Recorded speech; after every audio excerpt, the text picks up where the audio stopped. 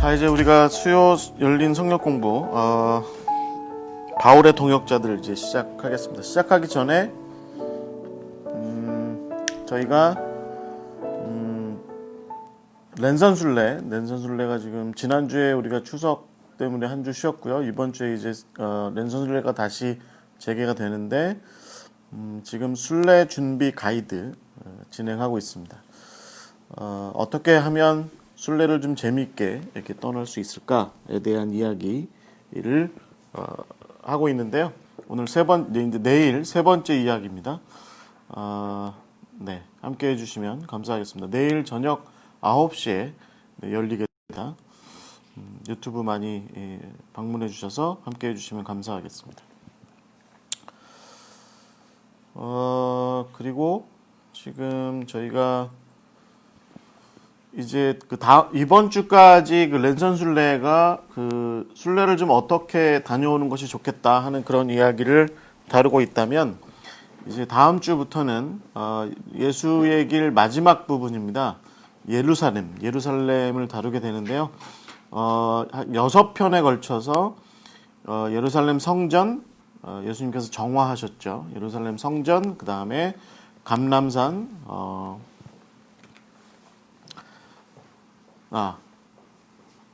예루살렘 성전, 감람산, 그 다음에 시온산, 그리고 비아 돌로로사 마지막, 그렇게 진행이 될 것 같습니다.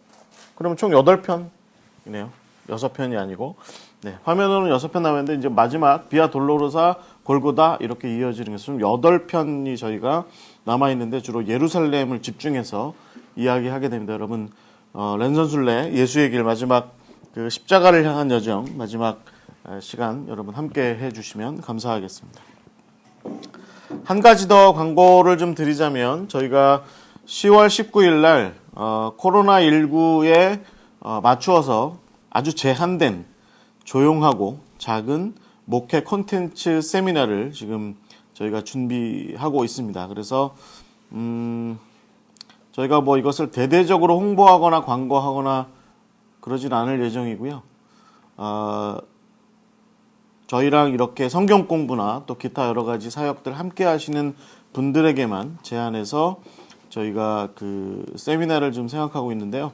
갈릴리라고 하는 주제를 가지고 세미나를 개최할 예정입니다. 갈릴리.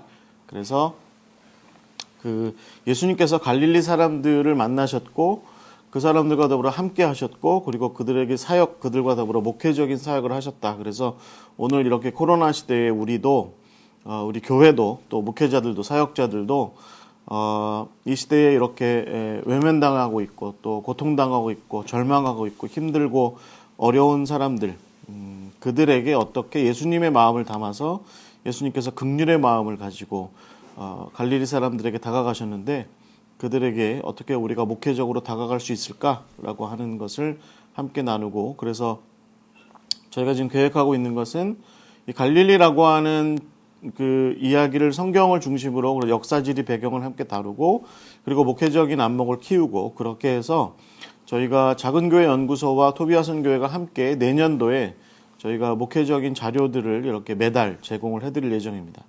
관심이 있으신 분들은 세미나에 참석하지 못하시더라도 혹시 관심이 있으시면 저희 토비아 선교회에 연락을 주시면 자료를 계속 나누거나 하시는 일들은 하실 수 있습니다. 저희가 이 세미나가 끝나고 나면 이 갈릴리를 주제로 다룬 이야기들을 강의들을 유튜브에도 올려놓을 예정입니다. 계속해서 관심 가져주시고, 저희가 올해는 이렇게 갈릴리 하게 되면 내년에는 아마 바울의 이방인 사역지들, 도시들, 이것을 가지고 또 이렇게 목회 세미나, 사역 세미나를 좀 저희가 내년 가을에 또 그렇게 준비를 할 예정입니다. 많은 관심 가져주시고요. 혹시 더 궁금한 사항이 있으시면 저희 토비아 선교회로 연락 주시거나, 저나 혹시 우리 김덕진 목사님이나 저희 사역자들과 톡으로 이렇게 연결이 되어 계신 분들은 톡을 주시거나 전화를 주시면 저희가 상세하게 안내해 드리도록 하겠습니다. 단, 숫자가 제한되어 있다는 것, 저희가 코로나19에 맞추어서 숫자를 좀 제한해서 지금 한 예상은 30명 정도 이렇게 생각을 하고 있는데, 그래서 널찍널찍 떨어져 앉아서 지금 세미나를 계획하고 있는데, 그 정도로 하고 있기 때문에 아마 곧 마감이 될 겁니다. 여러분 혹시 필요하다 싶으시면 미리미리 이렇게 신청하시고 하시면 될 것 같습니다. 감사합니다. 자, 이제 우리가 바울의 동역자 네 번째 이야기 아굴라와 브리스길라 혹은 브리스길라와 아굴라 네, 이렇게 이야기를 좀 시작해 보도록 하겠습니다. 잠깐 기도하겠습니다. 하나님 감사드립니다. 오늘도 우리가 이제 주의 말씀을 배우고 주께서 당신의 사역자들과 더불어서 당신의 부름받은 사람들과 더불어서 함께 일하고 수고하셨던 그 성경의 이야기들을 함께 나누고자 합니다. 주님, 이 시간을 통해서 우리가 홀로 일하지 않게 하시고 더불어 함께 일하는 가운데 주께서 짝지어 부르셨다라고 하는 것, 동역의 관계로 부르셨다라고 하는 것을 깊이 깨닫게 하시고 그런 가운데 우리가 동역하는 가운데에서의 큰 은혜를 누릴 수 있도록 주님 인도하여 주시옵소서. 이제 시작하는 시간입니다. 마치는 시간까지 성령께서 함께하여 주시고 피차간에 은혜 될 수 있도록 인도하여 주시옵소서. 예수 그리스도의 이름으로 기도하옵나이다. 아멘. 자, 오늘 아굴라와 브리스길라 다룹니다. 보통은 여러분 어떻게 표현하세요? 아굴라와 브리스길라 아니면 브리스길라와 아굴라 뭐 이렇게 표현하세요. 대체는 여기 지금 제목에는 아굴라와 브리스길라 이렇게 되어 있는데 성경에는 상당히 많이 표현되어 있기에는 뭐 몇 구절 나오진 않지만 그래도 이렇게 나온 것으로 비추어 보자면 브리스길라와 아굴라라고 이렇게 되어 있습니다. 여자 이름이 앞에 있죠. 남자 이름이 뒤에 있고, 네. 남성들이 분개할 일입니다.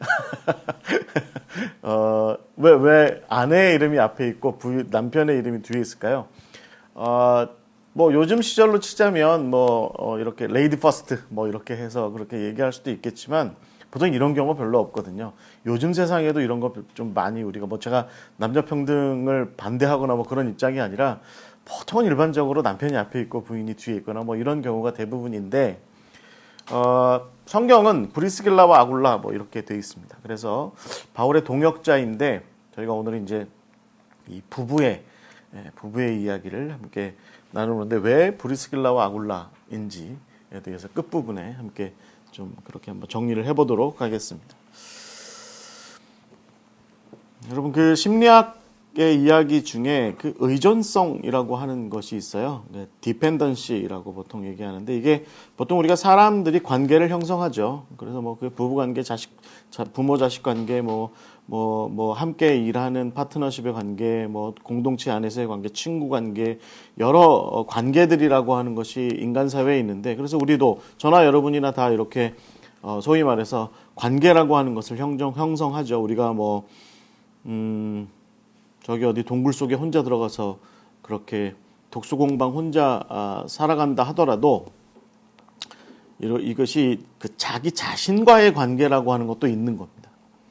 나는 누구하고도 관계를 맺고 있지 않아. 나만의 성을 쌓고 있어. 라고 생각하시더라도 자기 자신과의 관계라고 하는 것이 있는 겁니다. 그래서 그 관계라고 하는 것이 있는 한에는 그 관계에는 일종의 말하자면 의존이라는 게 있죠. 그래서 상대방에게 의존하죠. 네. 아내는 남편에게, 남편은 아내에게, 또 자식은 부모에게, 부모는 자식에게, 친구는 또 다른 친구에게, 또 담임 목사는 부교육자에게, 또 평신도는 목회자에게, 또 친구가 또 다른 친구에게 이런 식으로 서로 의존하는 그런 관계라고 하는 것이 있습니다. 근데 이 의존성이라고 하는 것에 대해서 심리학에서 보통 이야기할 때 두 가지로 이야기해요. 하나는 인터디펜던시라고 하는 것이 있고요. 또 하나는 코디펜던시라는 게 있습니다. 이게 딱 용어상으로 쳐다보면 별 차이가 없어 보여요. 그런데 인터디펜던시는 말하자면 상호 의존성, 상호 의존 관계라고 얘기할 수 있고요. 코디펜던시라고 이야기하면 공동 의존 관계라고 보통 이렇게 얘기합니다. 심리학의 용어입니다. 근데 이게 다른 점이 뭐냐면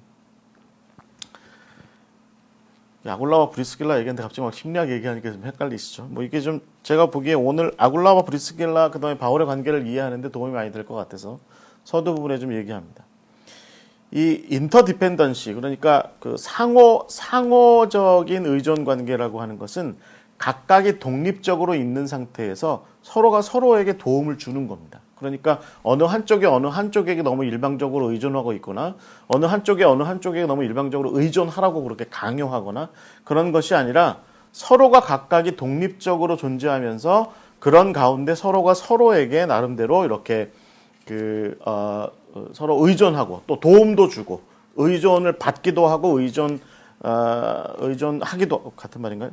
뭐라고 그러나 도움도 주고 의존도 하고 하는 그런 관계가 이렇게 독립적으로 형성되어 있는 지금 여러분 보시는 것처럼 그러니까 서로가 의존하는 거죠. 서로가 동등하게 의존하는 그런 관계가 인터디펜던시인데 그러면 이것이 굉장히 좀 이제 말하자면 심리학에서 말하는 건강한 관계입니다. 그러면서도 각자가 좀 중요한 것은 뭐냐면 각자가 독립적이라는 거예요. 그러니까 내 개인적인 생활도 있고 내 개인적인 나만의 생활도 있고 그런 가운데 서로가 서로에게 도움을 나누는 그런 어떤 관계상의 어떤 영역도 있고 뭐 이런 것이 말하자면 인터디펜던시, 상호 의존성이라고 이렇게 얘기할 수 있어요. 그런데 코디펜던시, 그러니까 공동 의존성이라고 보통 이렇게 이야기하면 이건 약간 좀 건강하지 못한 관계입니다. 예를 들면 이게 이제 그 공동 의존 관계를 가장 많이 표현하는 게 뭐냐면 중독에 걸린 사람, 예를 들어서 게임 중독이라든지 아니면 뭐 알코올 중독이라든지 무슨 뭐 어떤 중독에 빠져 있는 사람들이 이런 코디펜던시, 그러니까 공동 의존 관계를 이렇게 빠져들어가는 경우가 많아요. 이게 무슨 얘기냐면 내가 알코올 중독에 빠져 있어가지고 내가 알코올 문제 때문에 힘들어하고 어려워하잖아요. 그러면 내 가족, 그러니까 뭐 내 아내라든가 아이들이라든가 뭐 부모라든가 형제라든가 나랑 가까운 사람을 내가 지금 알코올 중독으로 인해서 빚어지고 있는 그 어려움, 뭐 이런 것에 같이 빠져들게 만드는 거예요. 말하자면. 내가 지금 굉장히 어떤 어려운 상황에 있으면 감정적으로, 심정적으로 어려운 상황에 있으면 그 자기의 어려움에 상대방도 같이 빠뜨리는 거죠. 같이 빠뜨리는 거예요. 그래서 이런 것들을 공동 의존 관계. 그러니까 여러분 보통 그 중독자가 좀 집안에 있으면 중독자들의 그 가족들이 이런 경우가 많이 있습니다. 그래서 중독자가 알코올 문제 때문에 막 어려워하고 힘들어하잖아요. 그러면 뭐 아내라든가 아이들도 그 아버지가 혹은 어머니가 누군가가 중독적인 상황에 빠져 있는 것에 같이 함몰되어 있는 거죠. 이걸 보통 이제 일반적으로 코디펜던시, 그러니까 공동 의존 관계 이렇게 이야기를 해요. 그러니까 뭐라고 할까요? 그러니까 자기 상황과 자기 문제에 주변 사람들을 다 끄집어 대는 거예요. 그러니까 자기가 할 일, 자기가 좋아하는 것, 자기가 해야 되는 것, 자기가 지금 빠져 있는 어떤 감정적인 상태, 이런 거에 모든 사람들을 다 어떻게든지 동참시키고 자기 테두리 안에, 자기 감정적인 어떤 그런 테두리 안에 상대방을 다 끌어들여서 거기다 이렇게 함몰시키는, 그런 것이 말하자면 이 공동의존 관계라고 이렇게 얘기할 수 있는데, 그럼 이런 것들이 말하자면 이제 교회에 나름대로 좀 많이 있는 경우가 있어요. 이게 교회의 일이라고 하는 것이 세상 일만큼, 세상 일은 좀 뭐 말하자면 좀 객관적일 수 있죠. 그래서 객관적이다 보니까, 그리고 뭐 예를 들면 돈 벌자라고 하는 것에 뭐 초점이 많이 맞춰져 있는 경우가 세상 일인데 반해서 교회는 여러분 어떠세요? 교회는 관계 자체가 중요해요. 관계 자체가, 우리가 당신과 내가 예수 그리스도 안에서 한 형제된, 한 자매된, 우리가 한 가족이다, 한 지체를 이루었다, 뭐 이제 이런 식의 어떤 그런 표현 속에서 관계를 형성하고 있다라고 하는 것이 중요하기 때문에, 그러다 보니까 어떤 한 사람의 감정적 상태나 어떤 한 사람의 지향점이나 어떤 한 사람이 추구하는 거나 어떤 한 사람이 어떤 뭐 과제로 생각하는 거라든가 사명으로 생각하는 것에 다른 사람들이 혹은 주변 사람들이 다 거기에 이렇게 쏠려 있는 경우가 많이 있게 되죠. 그리고 대부분이 이제 목회자들이나 지도자들이 이런 경우가 교회 안에서 많이 있는데, 내가 지금 관심 갖고 있고 내가 신학적으로 내가 성서적으로 혹은 내가 사역적으로 사명에 근거해서 내가 관심 갖고 있는 것에 당신들이 나를 따라와야 돼라고 이렇게 이제 끄집어 드리는 거죠.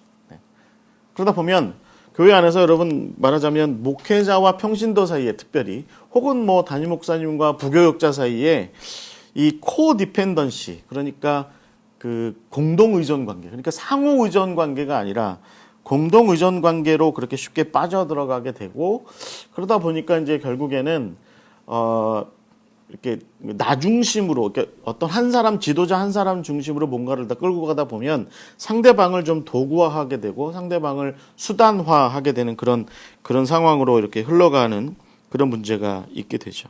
여러분 교회는 어떠세요? 여러분의 사역은 어떠세요? 우리 교회는 항상 나 중심으로 돌아가야 돼.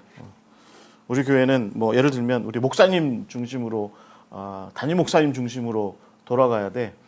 여러분 그게 마틴 루터의 종교개혁의 정신에 전혀 이렇게 어울리지 않습니다. 물론 담임 목사님의 어떤 비전과 그런 것에 잘 맞추어서 교회가 잘 움직이는 것도 좀 필요하다 싶겠지만, 그럼에도 불구하고 교회 안에는 여러 사명들이 있어야 돼요.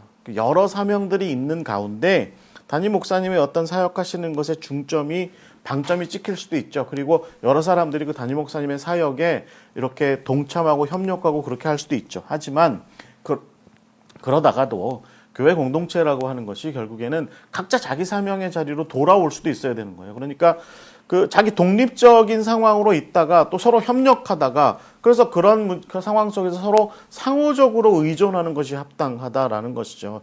내가 어떤 일을 할 때 담임 목사님이 나를 도울 수도 있고, 담임 목사님이 어떤 일을 할 때 내가 담임 목사님을 도울 수도 있어야 되는데, 내가 어떤 일을 하는 것에서는 그분이 혹은 그 지도자가, 그 담임 목사님이, 장로님이 아무것도 도와주지 않는데, 장로님이나 교회 지도자들이 뭔가를 할 때 나는 모든 걸 다 도와줘야 된다라고 한다면, 이것은 여러분 상호 의존 관계라기보다는 공동 의존 관계, 그러니까 코디펜던시의 관계라고 그렇게 볼 수 있어요. 그러니까 여러분 교회는 상호 의존 관계여야 돼요.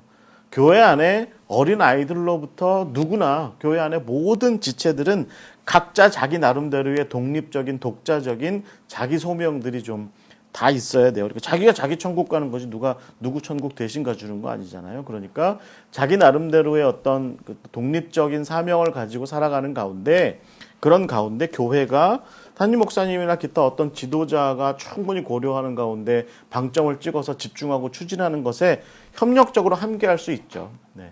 그러니까 그런 면에서 볼 때 우리의 교회 안에서의 동역자들과의 관계에서의 이 의존성의 문제 한번 좀 생각해 볼 필요가 있습니다. 네. 많은 평신도들이 교회 안에서 아무런 주체성을 갖지 않죠. 그냥 목사님이 하자는 거, 목사님이 시키시는 거, 목사님이 끌고 가시는 거, 그것만 하느라고 급급해 하신데, 오늘 이야기를 한번 들어보시고 그런 가운데 어떤 공동 의존의 관계보다는 상호 의존의 관계로 발전해 보시는 것도 좋겠다라는 생각을 가져봅니다. 그런 면에서 볼 때 이 아굴라와 브리스길라는 저는 좀 그런 안목에서 이 사람들을 좀 볼 필요가 있다라고 생각을 해봅니다. 그리고 이 사람들은 우리가 바울의 동역자들이라고 하는 주제로 지금 성경 공부를 계속하고 있으니까 결국에는 바울에게 협력한 사람들이에요. 그런데 그래서 이제 그런 면에서 볼 때 바울의 동역자들이 자칫 성경을 이렇게 읽어 내려가다 보면 바울의 동역자들이야말로 코디펜던시, 그러니까 공동 의존적 관계 속에서 그렇게 사역하다가 결국에는 그렇게 좀 죄송한 표현이지만 나가 떨어진 사람들 아니야? 그러니까 바나바도 그렇고 또 뭐 실라도 그렇고 마가도 그렇고 오늘 브리스길라와 아굴라도 그런 상황이 아니었을까?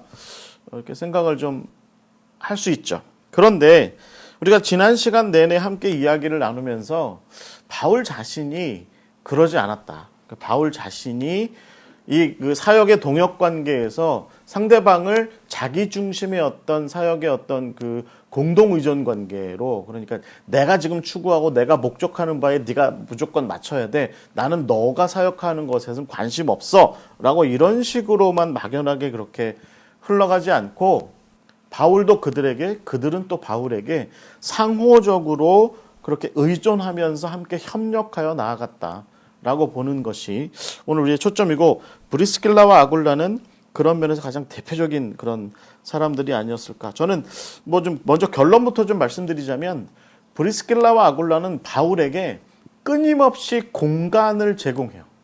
네. 공간을 제공하고, 바울은 그들이 제공한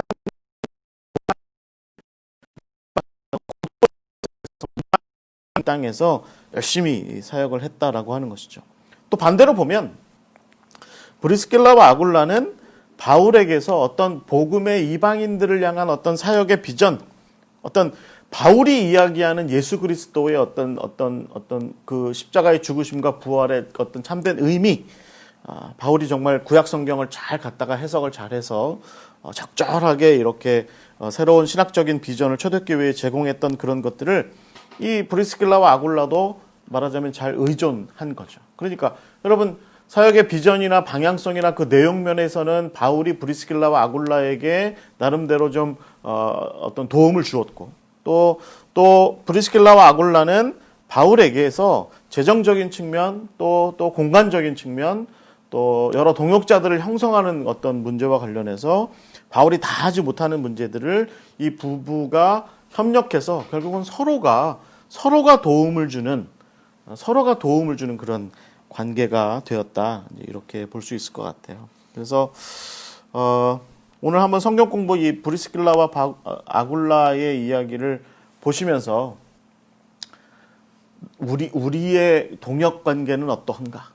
우리 교회 안에서의 나와 평신도 사이 혹은 평신도인 나와 우리 목사님과의 관계 속에서 목회자들끼리의 혹은 뭐 어떤 선교단체 같은 데서 사역하고 계시다고 한다면 또 그런 관계에서 아니면 뭐 일반 세상 속에서 직장 생활이나 여러 어떤 단체 생활을 조직 생활을 하시면서 나의 파트너십은 어떠한가 뭐 이런 것들을 좀 한번 살펴보실 수 있는 그런 기회가 되셨으면 좋겠습니다.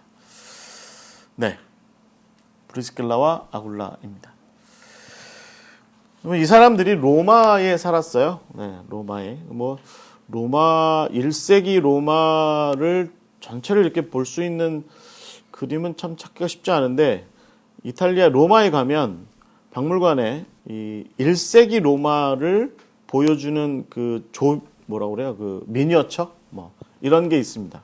지금 여러분 보시는 건데 여기 이제 팔라티노 언덕 그러니까 이제 황제가 사는 왕궁이 있는 언덕이고 이쪽이 이제 카피톨리노 언덕 그다음에 뭐 요쪽에 아마 포로 로마노쯤 될 것 같아요. 네, 여기가 포로 로마노 이쪽 끝에 아마 원로원 의사당 요건가 하여튼 이렇게 보이게 되고요.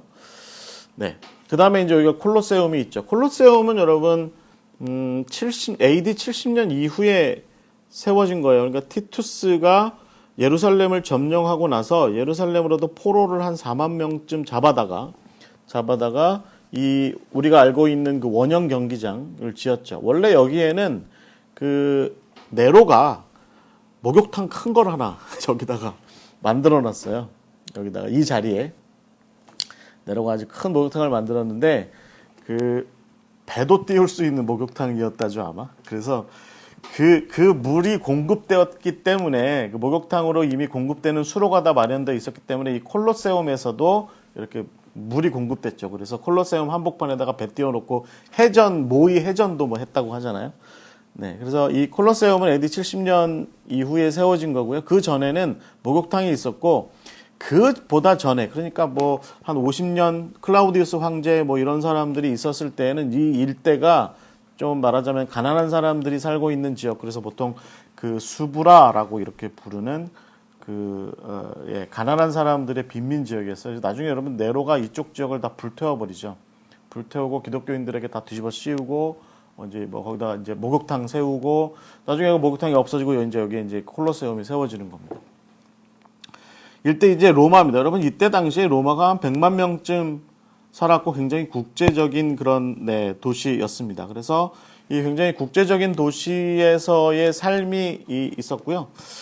그러니까 뭐 지금부터 2000년 전에 100만 명쯤 사는 도시였으면 대단했겠죠. 예루살렘이 한 4만 명 뭐 그 정도 살았으니까 아주 굉장히 큰 도시였죠. 그리고 굉장히 다양한 사람들, 다양한 민족들이 와서 여기 와서 살았죠. 유대인들도 여기 와서 살았습니다. 유대인들도 그래서 말하자면 회당 같은 것들도 여기 로마에 많이 있었고 여러분 로마가 이제 말하자면 다민족 여러 민족들에 대한 대우 정책이 그렇게 나쁘진 않았습니다. 나중에 이제 네로 이후에 유대인들에 대한 박해가 좀 본격화되면서 유대인들에 대한 문제가 본격화되면서 유대인들이 좀 로마 제국 내에서 좀 이리저리 좀 밀려나기 시작하게 되는데 클라우디우스 황제 이후에 밀려나게 되는데 뭐 그러기 전까지는 로마의 유대인들이 와서 많이 살았습니다. 얼마가 살았는지는 명확하게 밝혀지지는 않았는데 많이 살았고 회당도 회당도 많이 있었습니다. 회당도 많이 있었고, 그리고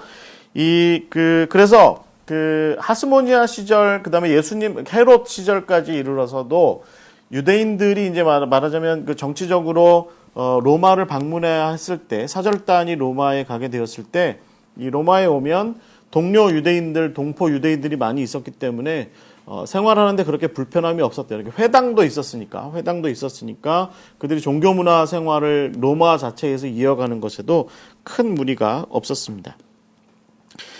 로마 사회 내에서 이 유대인들의 삶이라고 하는 이 굉장히 국제화되고 화려하고 멋진 도시 로마에서 유대인들의 삶이라고 하는 게 사실은 그렇다고 해서 굉장히 상류층의 문화를 형성한 것은 아니었습니다. 여러분, 지금도 우리나라 사람들이 이제 미국 같은 데서 정착해서 살게 될 때 아직도 사실은 뭐 한국 사람 그러면 여전히 뭐 세탁소 운영하고 스모크샵, 그러니까 컨비니언스 스토어, 그러니까 뭐 이런 뭐 구멍가게 같은 거, 담배가게 뭐 이런 거 운영하고 그렇게 힘들게 살아가고 뭐 어렵게 살아가고 하는 그런 사람들이 아직도 이민사회에 많이 있죠.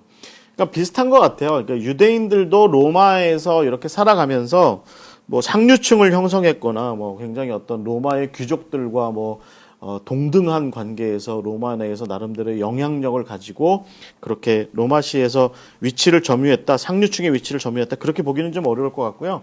대체적으로는 장사를 많이 했다고 합니다. 유대인들이 이때 당시에 장사하는 유대인들이 많았는데 뭐 굉장히 큰 그 사업을 한 사람들이라기보다는 그냥 동네에서 그러니까 조금 작은 어떤 가게들을 운영한 사람들이 많았고, 그런 그다음에 이제 또 뭐 직공들, 그러니까 뭐 이렇게 기술자들 뭐 이렇게 만들고 하는, 그래서 생필품 같은 거 그런 걸 만드는 사람들, 그러니까 뭐 대표적으로 여러분 이 아굴라가 했던 사업이 뭐였습니까? 천막 만드는 거 했었으니까 천막을 만드는 거. 그래서 이렇게 집에 창문에다가 이렇게 걸치는 천막 같은 거, 뭐라 그래요?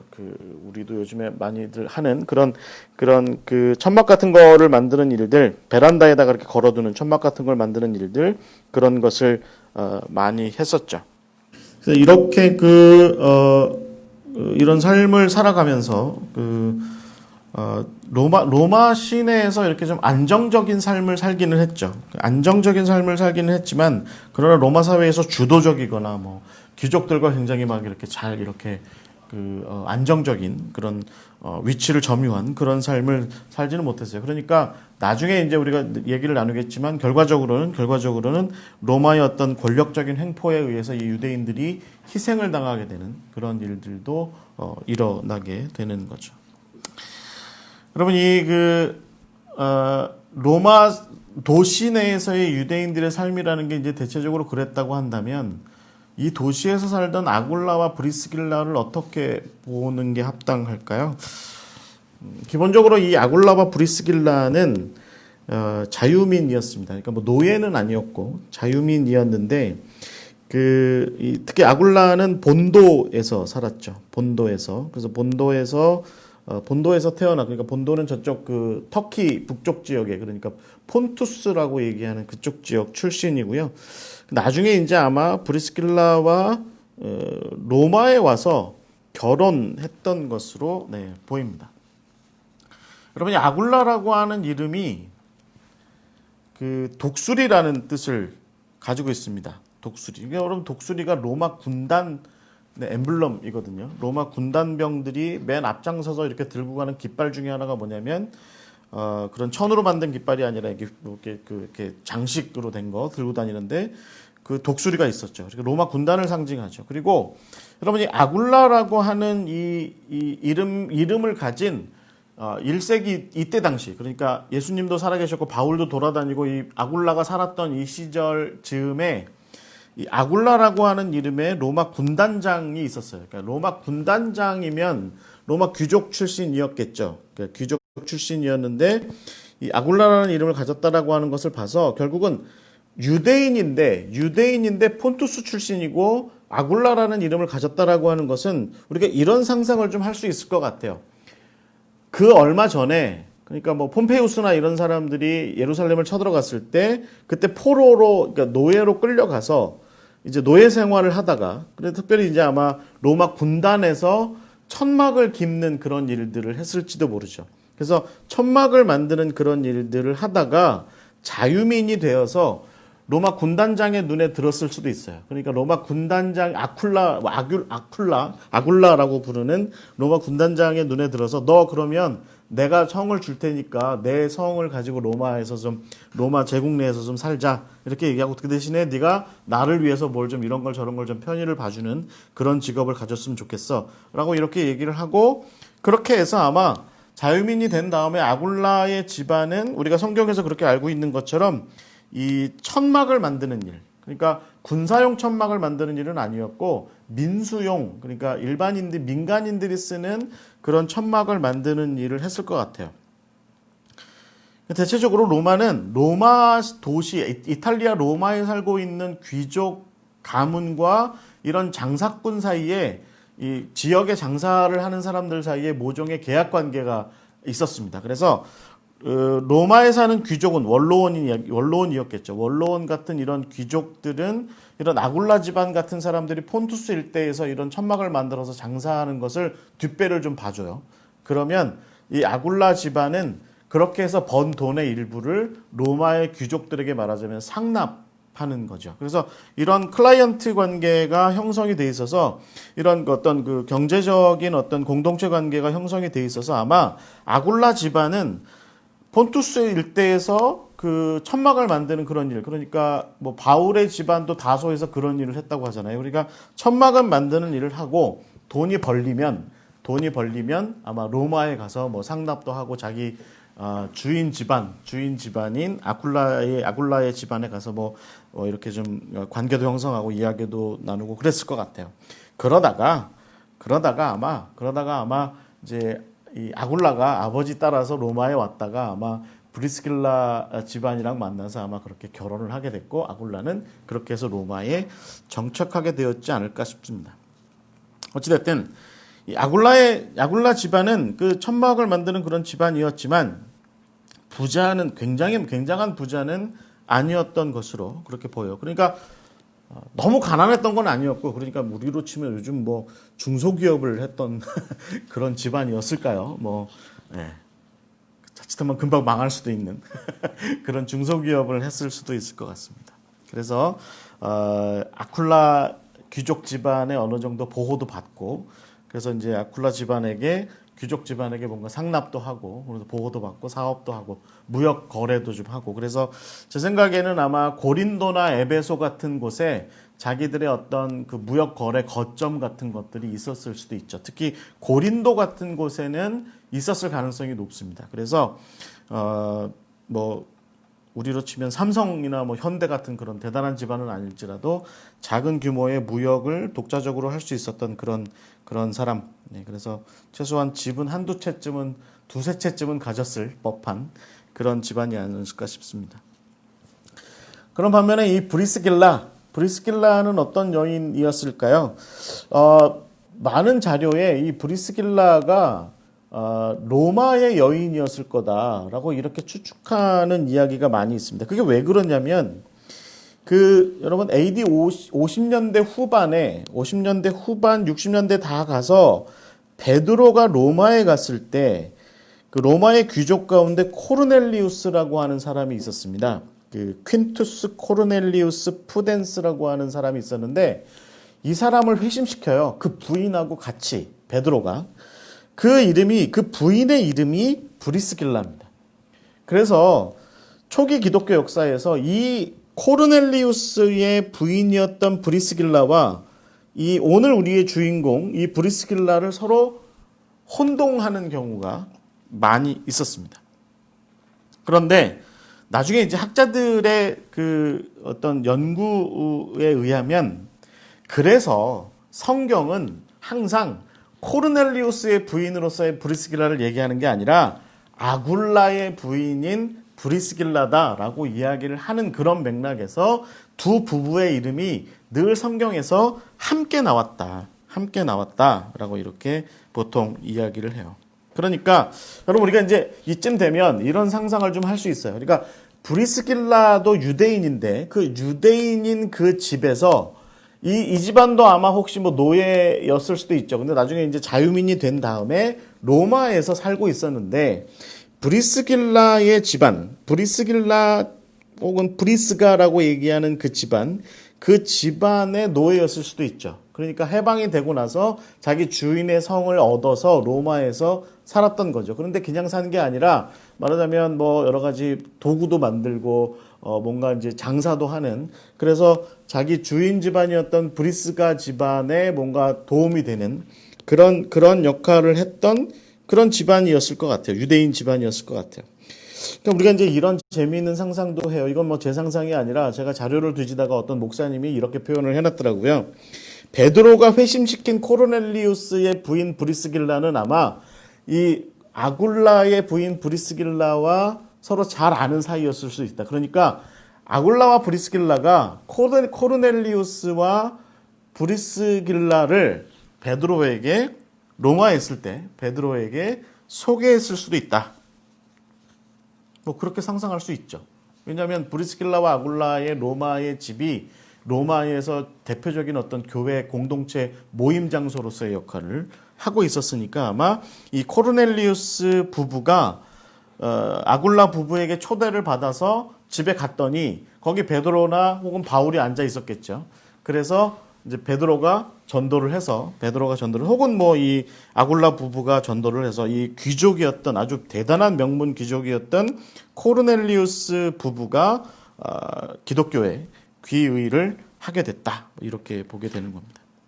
그러니까 여러분 아굴라는 본투스 출신이고 천막 만드는 일을 했던 사람이고 무역 거래상 로마에 왔을 수 있죠. 그래서 거기에서 같은 유대인이었던 브리스길라 집안과 서로 교분을 트고 그리고 두 젊은 남녀가 결혼을 했고 아굴라는 그 이후에 아마 그 본업으로서의 그 천막을 만들어서 보급하는 아마도 뭐 현지에서 이렇게 판매하는 그런 일들을 했을 수도 있죠. 그래서 직접 제작을 했을 수도 있고 그래서 로마에 정착해서 살았던 것 같습니다. 네.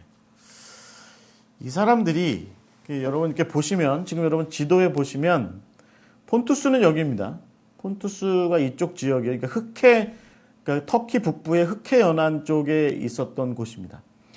이 근처에 그 로마의 그 15군단이 이 근처에 있었어요. 주둔에 있었어요. 그러니까 아마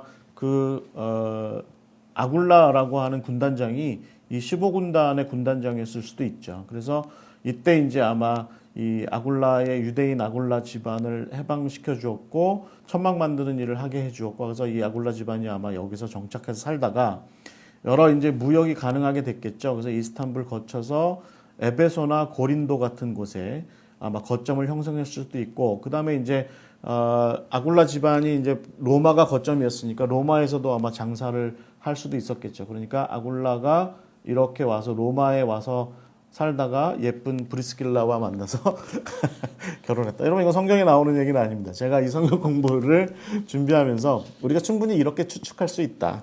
어쨌든 우리가 이제 중요하게 여겨야 되는 것은 아굴라와 브리스길라는 대체적으로 유대인이었다라고 이렇게 보는 것이 대체적인 견해입니다.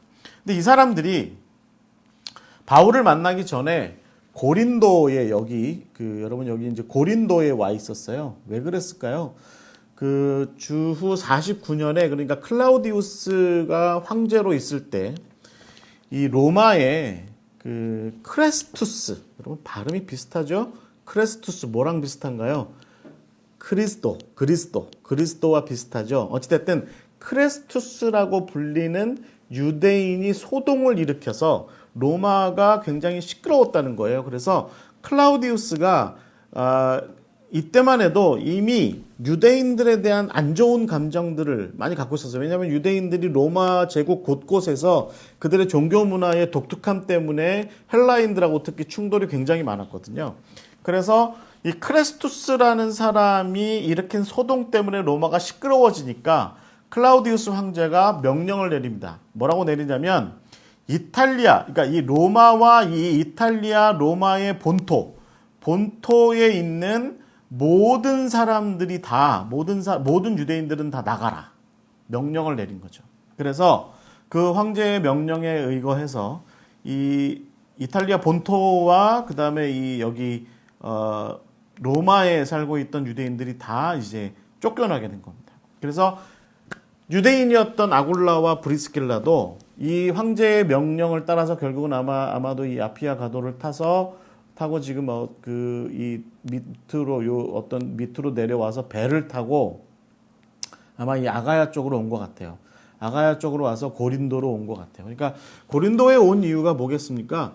고린도에 아마도 아굴라 집안의 거점 가게가 어떤 거점이 될 만한 어떤 장소가 그게 가게였던지 뭐 어떤 곳이 아마 있었을 것 같아요. 상점이 있었을 것 같아요. 고린도가 어차피 무역으로 굉장히 유명한 곳이었기 때문에 이곳이 굉장히 유명한 곳이었기 때문에 아굴라가 아마 그래서 자기의 이제 또 다른 거점이 있는 이 고린도로 로마로부터 나와서 고린도로 이렇게 와 있었을 수도 있다. 이렇게 이야기할 수 있을 것 같아요. 그래서 아마 이 고린도에 와서 그가 원래 업으로 삼고 있던 그 민간용 천막 만드는 거, 뭐 이렇게 이렇게 뭐라 그래요? 이렇게 뭐라 그러죠?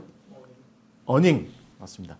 어닝 요즘 말로 우리 어닝이라고 하죠. 그 어닝 만드는 거를 가장 많이 했을 것 같아요. 그래서 창문 위에다 이렇게 치고 뭐 옥상이나 발코니나 베란다 같은 곳에다 이렇게 치고서 그 밑에서 이렇게 편안하게 앉아서 쉴 수 있는 그런 걸 많이 만들었는데 그때 당시에 로마나 그리스 지역의 집들은 그 요즘으로 치면 말하자면 이제 어닝이라고 얘기하는 그 천으로 된 그 햇볕 가리개 그것을 많이 필요로 했습니다. 그래서 그 사업이 아마 나름대로 잘 됐을 거다. 그래서 고린도에 와서도 그 일을 했을 것이다. 이렇게 보는 겁니다.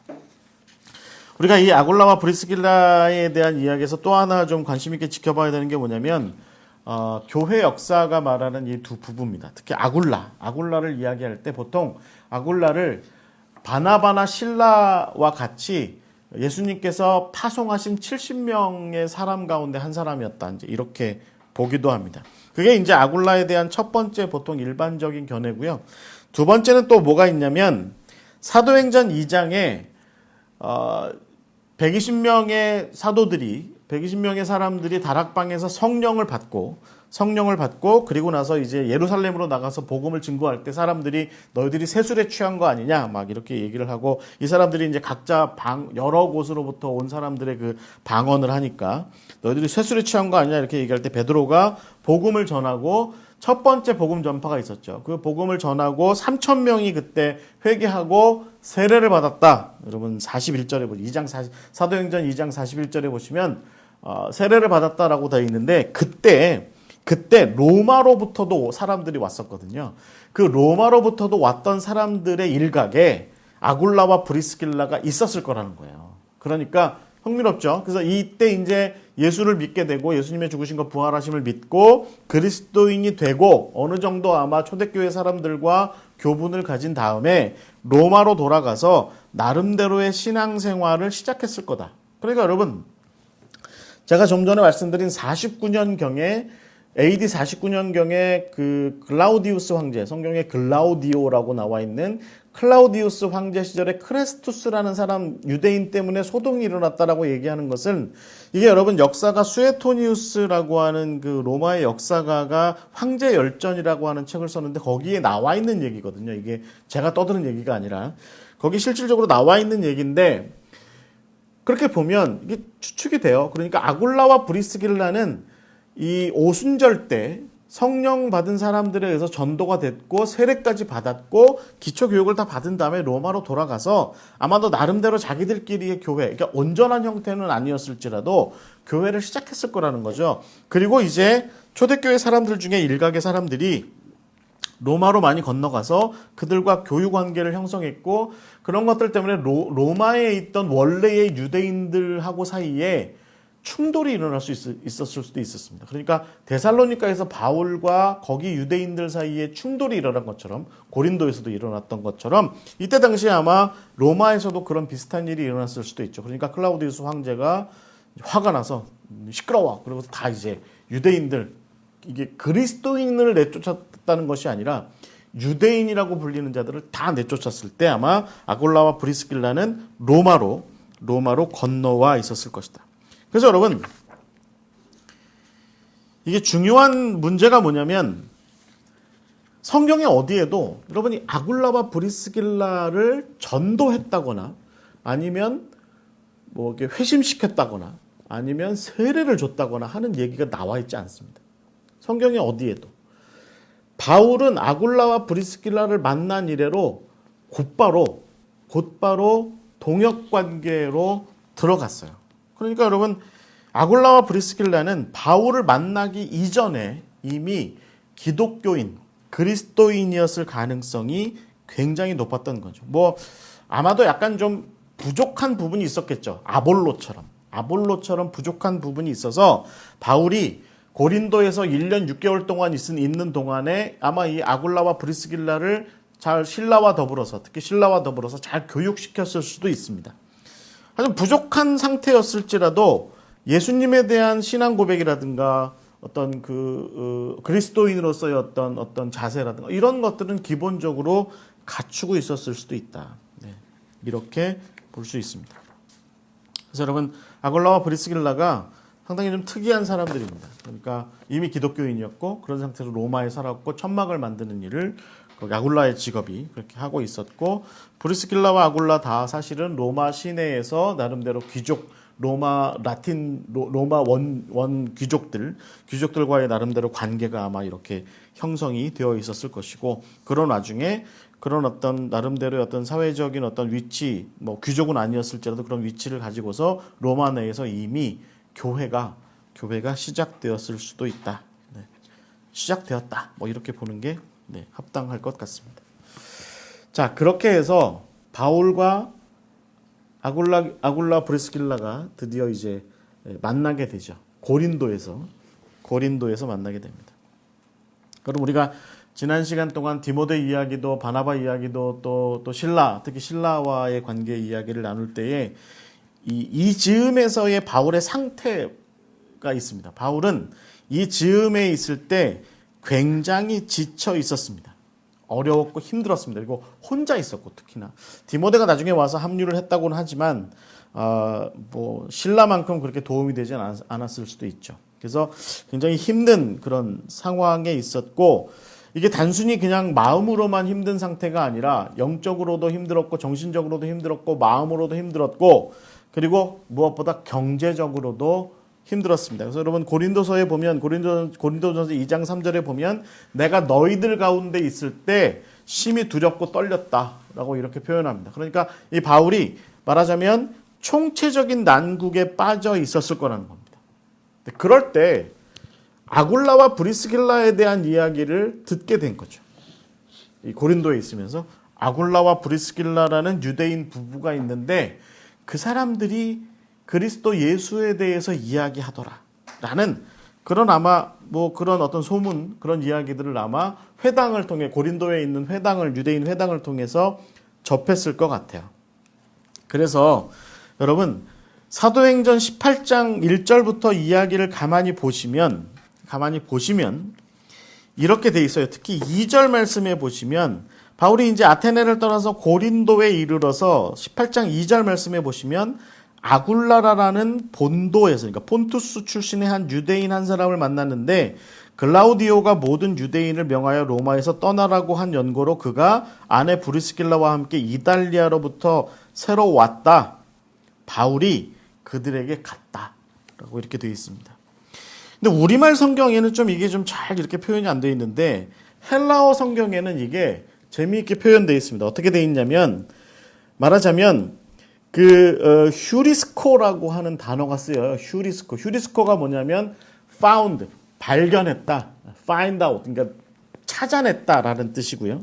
그 다음에 프로세르코마이라고 하는 단어가 있어요. 그러니까 다가갔다라는 이 두 가지 표현이 있어요. 그러니까 이 18장 2절에 바울은 아굴라라는 본도 출신의 유대인이 이 이탈리아로부터 와서 이 고린도에 살고 있고 그가 아마 예수를 아는 그리스도를 아는 사람이다라고 하는 것을 소문을 듣고 바울이 find out 했다는 거예요. 그러니까 휴리스코, 그러니까 찾았다는 거예요. 바울이 고린도를 뒤졌다는 겁니다. 고린도를 뒤져서 아굴라 부부를 찾았다는 겁니다. 그래서 아마 아굴라 부부가 운영하던 가게로 갔겠죠. 가게로 같다는데 이 같다라고 하는 것에 대한 표현이 come near, 그러니까 접근했다라고 하는 표현으로 보는 게 더 맞아요. 그러니까 바울의 입장에서 보면 혼자서 힘들고 어렵고 경제적으로나 또 마음적으로나 또 정신적으로나 영적으로나 굉장히 힘든 그런 상황에 있을 때, 아굴라와 브리스길라라고 하는 그 부부가 있는데 고린도 시내에서 가게를 하고 있는데 유대인이고 로마로부터 왔고 그리고 그리스도 예수에 대해서 아는 것 같다라는 이야기를 듣자 그들을 휴리스코 찾아서 발견하고 그리고 프로세르코마이 다가가서 접근했다. 이렇게 되는 거죠. 그러니까 바울이 가만히 앉아 있는데 아굴라와 브리스길라가 바울에 대한 소문을 듣고 바울을 찾았다가 아닙니다. 바울이 그들을 알아내고 찾아갔다라는 거죠. 그러니까 이게 뭘 얘기하겠습니까? 바울이 지금 궁핍한 상태에 있으니까 뭔가 좀 도움이 간절하니까 같은 유대인들에게 가서 도움을 청하기는 좀 난맥상이 있었어요. 왜냐하면 이미 데살로니카나 베레아나 뭐 이런 곳에서 유대인들하고 사이에 충돌이 이미 충분히 있었거든요. 그러니까 쉽지 않은 거죠. 그러니까 그런 와중에 예수 그리스도를 알 법한 아굴라나 브리스길라에게 바울이 찾아가서 그들과 이제 만나게 되는 겁니다. 아굴라와 브리스길라의 바울과의 동역은 이렇게 해서 시작이 된 거죠. 그러니까 아굴라와 브리스길라는 말하자면 가만히 앉아 있었고 바울이 찾아간 겁니다. 이 첫 번째 단계에서 여러분 이 고린도에서 만난 그 바울과 아굴라 브리스길라의 관계는 지금 여러분 그림에 제가 이 그림 좋아하는데요. 세 사람의 표정이 흥미로워요. 이거 그림 누가 그렸는지 말없이 이렇게 말없이 천막 깃고 있잖아요.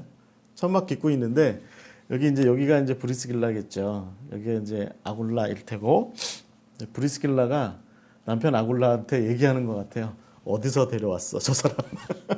저 사람 뭐야? 저 사람 누구야? 저 사람 왜 저기 앉아가지고 저거 하고 있는 거야? 당신 나랑 상의도 안 하고 이럴 수 있어? 우리가 저런 낯선 사람 들여도 돼? 우리가 로마에서 그런 어려움 겪었고 했는데 혹시 저 사람이 우리한테 어떤 해코지하고 나쁜 짓 하면 어떡해? 뭐 이제 이런 태도를 좀 보이고 있는 것 같아요. 표정이. 아굴라는 모르겠는데 괜찮을 것 같아. 유대인이래잖아. 유대인이래고. 그리고 우리가 믿었던 예수 그리스도에 대해서 전하고 다니는 사람이래. 사도래. 라고 그렇게 아마 이제 이야기를 하고 있었을 것 같고 바울은 아마 어떤 생각이었을까요? 먹여만 줘라. 나 좀 살려줘라. 라고 하는 그런 겸손한 태도가 있었을 것 같습니다. 그러니까 아굴라와 브리스길라는요, 이 바울과의 첫 대면에서 자기들이 이제 영업하고 있던 가게의 한 켠을 내줍니다. 그리고 함께 사업해요. 그러니까 천막 만드는 일을 같이 해요. 그러니까 말하자면 바울이 생계를 이어갈 길이 막막해지니까 먹고 살 길이 막막해지고 힘들어지니까 아굴라와 브리스길라가 이 바울을 도와준 거죠. 처음엔 잘 몰랐을 텐데 셋이 앉아서 얘기하다 보니까 나는 천막을 만드는 사람입니다. 바울이 그렇게 얘기하니까 우리도 천막 만들고 있는데 그럼 같이 하시죠. 그래서 일을 이렇게 같이 하게 되었다라고 하는 거죠. 그래서 아굴라 부부는 바울의 이 말하자면 도움을 청하는 이 제안을 받아들였고 그래서 당장 바울이 생계를 이어갈 수 있도록 길도 열어주고 아마 뭐 가게 한 켠에서 뭐 좀 숙식도 하고 뭐 그렇게 할 수 있도록 아마 도움을 주었을 것 같아요. 그러니까 결국은 바울은 아굴라 부부의 배려 덕에 일과 기술이 같은 그러니까 성경의 표현대로 하자면 여러분 그 3절 말씀에 사도행전 18장 3절에 보시면 생업이 같았다라고 하는 것 때문에 헬라어로 호모테크논이라고 보통 얘기하는데 일과 기술이 같아서 함께 일하게 되었고 바울은 그 덕분에 그 궁핍함으로부터 좀 벗어날 수 있게 되었다라고 하는 것이죠. 여러분 이런 맥락에서 보자면 브리스길라와 아굴라는요, 바울을 받아들이되 바울에게 쏠려 들어가지 않았습니다. 처음 단계에서부터. 만약에 우리가 이제 뭐 예를 들어서 복음을 전하시던 분이래, 목사님이래, 뭐 사도래, 사역자래, 아이고 그러세요. 그러면 당장 저희랑 함께 하시죠 라고 얘기하고 그렇게 했을 텐데, 바울과 브리스길라와 아굴라는 사업은 같이 했을지언정 브리스길라와 아굴라의 그 사업장을 바울의 사역지로 바꾸지는 않았어요. 그러니까 이 아굴라의 가게가 바울의 사역지가 되지는 않았습니다. 바울은 아굴라의 이 가게에서 일하고 비는 시간에 고린도의 회당으로 가서, 혹은 나중에 회당에서 유대인들이 바울을 배격하니까 이제 디도 유스도라고 하는 고린도의 회당 바로 옆에 있는 그 사람의 집에 가서 거기서 사역해요. 거기서. 그러니까 브리스길라와 아굴라와 브리스길라는 바울과 동업하고 함께 살기는 했지만 동역을 같이 하지는 않은 거죠. 처음부터. 일정 기간 아마 시간을 두었어요. 그러니까 여러분 18장의 뒷부분에 넘어가서 보시면, 18장 11절에 보시면 1년 6개월을 머물렀다. 그러니까 실라와 디모데가 바울과 합류한 이후에 실라와 디모데가 함께 그렇게 그 디도 유스도의 집에서 아마 사역을 하는 1년 6개월 동안의 기간에 아굴라와 브리스길라는 바울의 설교를 듣거나 바울의 가르침은 받았을지언정 동역하지는 않은 것 같아요. 그러니까 아마 대체적으로 이렇게 사업장을 같이 나누고 또 생업을 같이 하고 먹고 사는 일을 같이 하고 바울의 필요를 그 먹고 사는 일에 관련된 바울의 필요를 채워주기를 하면서 아마 이렇게 지켜본 것 같습니다. 바울이 어떤 사람인지. 이 그림에 이렇게 보자면 저 대머리가 우리가 믿을 만한 사람인가? 정말로 우리가 소문으로만 듣던 그 바리새인이었다가 다메섹 도상에서 예수를 만났다는 그 바울인가? 그 사람 정말 그렇게 신실하게 이방인의 사역자가 됐다는 그 사람인가? 저 사람이 전하는 예수는 과연 어떤 사람인가? 저 사람은 예수에 대해서 무엇을 얘기하고 예수에 대해서 어떻게 이야기하는가? 라고 하는 것들을 아마 1년 6개월이라고 하는 기간에 걸쳐서 충분히 이렇게 경험하고 또 이렇게 관망하고 그럴 수 있는 그런 시간을 가졌던 것 같아요.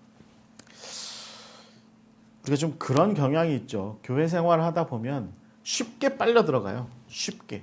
목사님이래잖아. 주님의 일 한대잖아. 하나님의 일 한대잖아. 그래가지고 쉽게 서로 빨려 들어가요. 그러다가 보면 제가 서두에 말씀드린 것처럼 상호 의존적 관계가 아닌, 그래서 서로 독립적이고 건강한 상호 의존적 관계가 아닌 공동 의존적 관계. 그러니까 어느 한쪽에게 너무 쏠려버리는 그런 관계 쪽으로 빠져들어가는 경우가 많이 있죠. 그리고 나중에 뭐라고 얘기해요?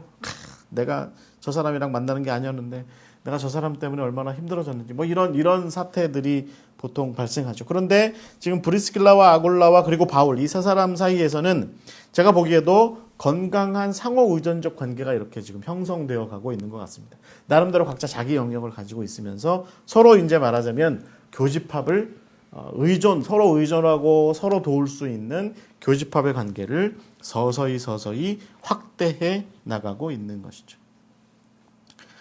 그래서 두 번째 국면으로 넘어가면 여러분 사도행전 18장 이후의 이야기가 어떻게 흘러가냐면 바울이 이제 1년 6개월쯤 고린도에 있다가 또 유대인들 때문에 어려움을 겪죠. 그리고 나서 이제 바울이 이제 거기 고린도에서의 사역을 어느 정도 접고 우리가 잘 알고 있는 것처럼 갱그레아에 가서, 그러니까 고린도의 외향이죠. 고린도의 이쪽 에게해 쪽 외향인 갱그레아에 가서 머리를 깎고, 그래서 뭔가 좀 새로운 이제 사역의 어떤 비전을 새롭게 세우고 나서 이제 다시 그를 파송했던 수리아의 안디옥 교회로 이제 돌아가려고 합니다. 그때 아주 흥미로운 게 뭐냐면 브리스길라와 아굴라가 이 바울과 동행하게 됩니다.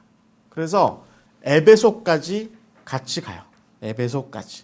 그래서 에베소에 가서 브리스길라와 아굴라는 거기에 남고 바울은 이제 수리아 안디옥으로, 가이사랴를 거쳐서 수리아 안디옥으로 돌아가게 됩니다. 지금 여러분 화면에 보시는 곳이 이제 에베소, 여기가 목사님 거리 이름이 뭐였죠?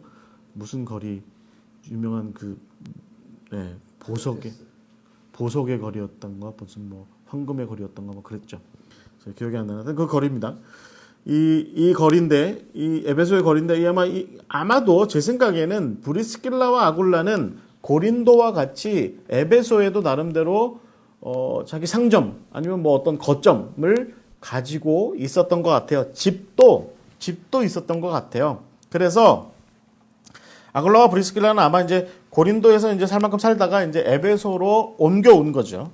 바울과 같이 간 거죠. 그래서 바울이 에베소에서 일단의 사람들을 좀 만나고 다시 바울은 출발해서 수리아 안디옥 쪽으로 갈 때 아굴라와 브리스길라는 거기 남습니다. 그러니까 우리가 쉽게 상상할 수 있는 게 뭐냐면 바울이 아굴라나 브리스길라에게 당신들은 여기 남아서 복음을 전하시오. 뭐 이렇게 얘기했을 것 같은데 성경에는 그런 정황은 비춰지지 않습니다.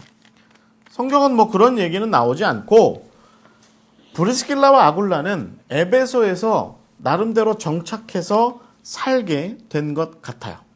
그러고서 나중에 바울이 세 번째 전도 여행을 이렇게 이제 저쪽 길리기아 쪽 또 아마 소아시아 쪽 이렇게 거쳐서 오면서 에베소에 와서 그때서야 아굴라와 브리스길라와 이 바울은 비로소 사역적인 합류를 이때 이제 하게 되는 것이죠. 그렇지만 브리스길라와 아굴라는 이 에베소에서 이미 제가 보기에는 바울의 사람이었다고 보는 것이 합당할 것 같습니다. 왜냐하면 우리가 사도행전 18장의 뒷부분에서 보시면 이 알렉산드리아 출신의 아볼로라는 사람을 만나거든요. 이 사람이 세례 요한에 대해서 많이 알고 있는, 그리고 유대교의 경전, 그러니까 구약 성경에 대해서 나름대로의 식견과 어떤 깊은 지식을 가지고 있었던 그런 사람이었고, 그래서 구약 성경에 그가 알고 있는 그 지식의 근거에서 세례 요한의 기반에서 예수 그리스도를 전하는 그런 사람이었던 것 같아요. 우리가 보통 세례 요한의 기반에서 예수 그리스도를 전하게 될 때 회개를 강조한다든지 뭐 근신하는 것을 강조한다든지 그렇게 될 것 같습니다. 이제 브리스길라와 아굴라가 에베소에 이렇게 있다가 자기 집에서 또 거기서 뭐 사업을 했겠죠. 사업을 하면서 가만히 이렇게 보니까 아볼로라고 하는 유대인이 이 에베소를 다니면서 혼자 다니면서 아주 말을 잘해요. 말을 잘하는데 구약 성경의 얘기만 하는 것이 아니라 세례 요한의 얘기를 하고 그리고 예수 그리스도에 대해서 얘기를 하는 거죠. 그래서 이 사람이 예수 그리스도를 아는 사람이구나라고 이제 이렇게 생각을 하고 가만히 지켜보니까 예수에 가는 것을 얘기는 하는데 요한의 세례만 알고 있었을 뿐이다. 그러니까 예수 그리스도에 대해서 반쪽만, 뭔가 좀 부족한 채로 알고 있었던 그런 사람이었다는 겁니다. 그러니까 선무당이 사람 잡는다고 아마 에베소에서 이 아볼로가 그 능란했대잖아요. 말주변이 좋았대잖아요. 그러니까 굉장히 좋은 말주변을 가지고 막 이렇게 얘기를 하고 다니는데 아굴라와 브리스길라가 지난 1년 6개월 동안 말하자면 바울 학당에서 공부를 한 입장에서 가만히 보니까 이게 반쪽만 가르치는 거죠. 아볼로가. 그래서 이제 아볼로를 데려다가 그를 가르쳤다라고 이렇게 여러분 사도행전 18장 26절에 보면 이렇게 나와 있습니다. 근데 여러분 거기 보면 26절에 이런 표현이 돼 있어요.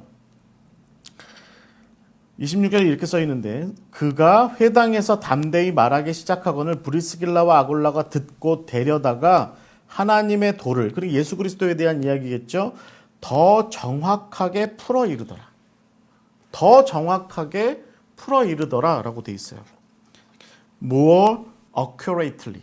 그러니까 더 합당하게, 더 맞게, 더 바르게 라고 하는 표현이겠죠. 이게 무슨 얘기겠어요? 브리스길라와 아굴라는 고린도에서 그 디도 유스도의 집에서 바울이 학당을 열어가지고 말하자면 제자들을 그렇게 키우고 가르칠 때 아마도 거기서 배웠던 거죠. 그래서 그들이 이제 에베소에 와서 바울을 떠나보내고 나서 이렇게 유대인의 회당도 다니고 또 거기 있는 그리스도인들과 아마 교우 관계를 형성하고 나름대로 이제 교회라고 하는 것을, 에베소 교회라고 하는 것을 이렇게 시작하려고 하는 와중에 아볼로를 보니까 뭔가 빠져 있는 게 있는 거예요. 누구의 관점에서 볼 때?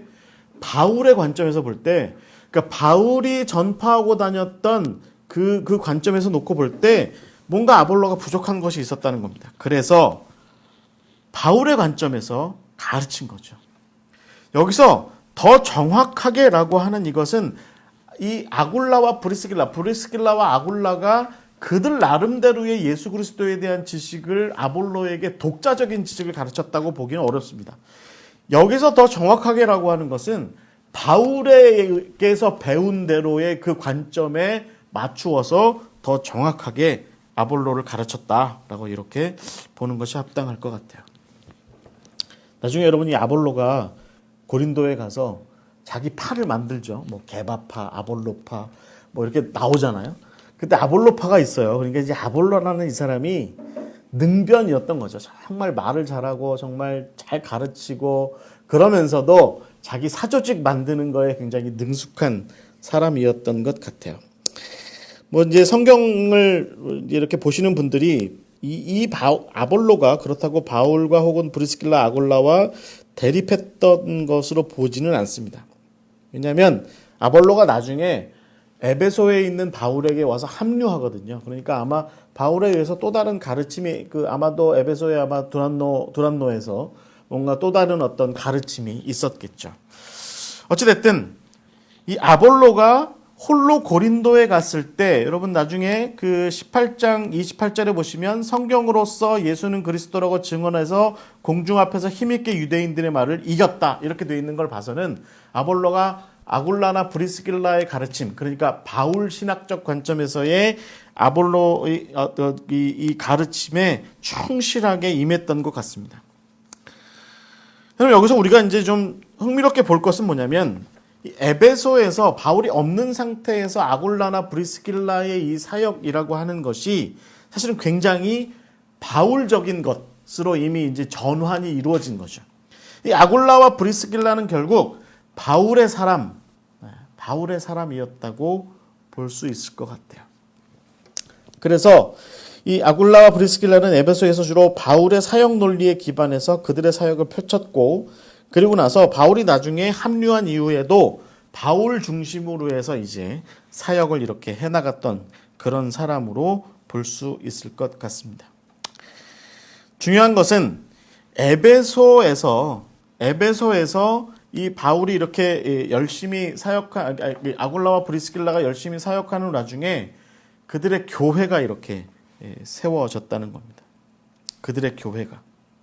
그래서 나중에 여러분 바울이 이 고린도에 편지를 보낼 때 고린도전서 16장에 보시면 이런 표현이 되어 있습니다. 아굴라와 브리스길라의 집에 있는 교회가 너희들에게 안부한다. 라고 이런 표현이 되어 있어요. 그러니까 에베소에서 디모데 전서의 편지를 고린도 사람들한테 편지를 보낼 때 바울은 어디에 있었냐면 아굴라와 브리스길라의 집에 있었고 아굴라와 브리스길라의 그 집은 바울과 더불어서 함께하는 사역지가 된 거죠. 그러니까 이제 아굴라와 브리스길라는 본격적으로 예전에는 동업만 같이 했는데 고린도에서는 동업만 같이 했는데 이제는 조금 더 사역 관계를 조금 더 의존적으로 조금 더 맞추어서 자기들의 영역을 조금 더 바울에게 더 개방해서 바울이 이제 자기들의 집 안으로 들어와서 자기들의 그 집 자체를 사역지가 될 수 있도록 그렇게 한 사람이 바로 바울이었다라고 이렇게 아굴라와 브리스길라였다 이렇게 볼 수 있을 것 같아요. 흥미로운 얘기죠. 네.